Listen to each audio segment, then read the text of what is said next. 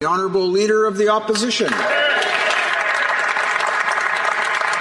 Mr. Speaker, months after Canadian citizens were taken hostage by the communist regime in China, we learned that the Liberals fought hard to keep a close relationship with China. In fact, the Deputy Prime Minister fought for Canada to train China's military on Canadian soil against the direct advice of the Chief of Defence Staff. With our citizens in jail, our exports banned, and with China committing human rights abuses around the world, why did the Deputy Prime Minister push hard to partner with them?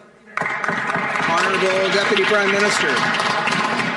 Mr. Speaker, today marks 2 years since Michael Kovrig and Michael Spavor were arbitrarily detained in China. These years have been stolen from Mr. Kovrig and Mr. Spavor, from their families and loved ones. I know that all Canadians admire the integrity and strength of character these two men have shown, and I would also like to pay tribute to their families. The release of these two brave Canadians is an absolute priority for our government. Thank you, Mr. Speaker. Leader of the Opposition. Mr. Speaker, I agree with the Deputy Prime Minister. All Canadians are worried about the fate of Mr. Kovrig and Mr. Spavor. Those 2 years were stolen. So my question for the Deputy Prime Minister, while they were stealing the lives of our citizens, why was she trying to push the Canadian Armed Forces to train the Chinese military on our soil when they're abusing our citizens, our rights, international law? Why was this government trying to partner with them? Honourable Deputy Prime Minister. Mr. Speaker, I have long personal experience reporting on authoritarian communist regimes, and I am very aware of the threats they pose. When it comes to China, Canada is appalled by the treatment of the Uyghurs. We stand with the people of Hong Kong, especially the Canadian citizens there, and the release of Michael Spavor and Michael Kovrig is an absolute priority for our government. Leader of the Opposition.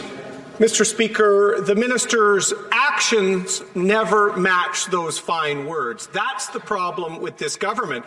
The Liberals ignored security and scientific experts on the CanSino vaccine deal. They ignore our allies on Huawei. And now we learn they were ignoring the Chief of Defence Staff when it came to military exercises with China. Defense officials clearly said there was risks of knowledge transfer by working with China. Why does the Deputy Prime Minister think that she knows better than the military about how to maintain our military secrets? Honourable Deputy Prime Minister. Mr. Speaker, I'd like to talk a little bit about CanSino and vaccines, because that's where the Leader of the Opposition began his questions.